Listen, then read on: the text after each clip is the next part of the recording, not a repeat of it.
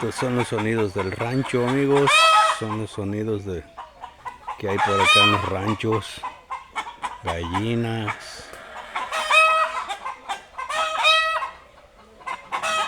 Ese ruido normalmente lo hacen cuando una gallina acaba de poner huevos y hacen. A ver, vamos a ver si podemos ver. Si podemos ver, mira, por acá hay unos pollitos.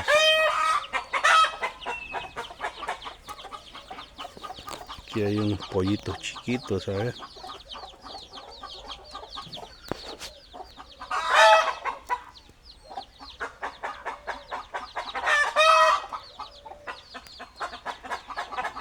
Los pollitos chiquitos. Y por ahí podemos ver que también hay más gallinas. Por aquí se ven unas también.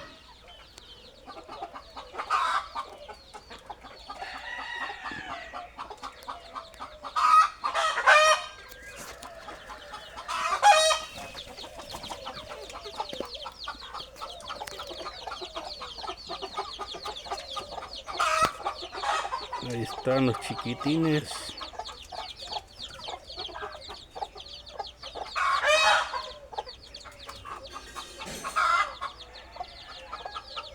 Y ahí están con su mamá, los pollitos ahí.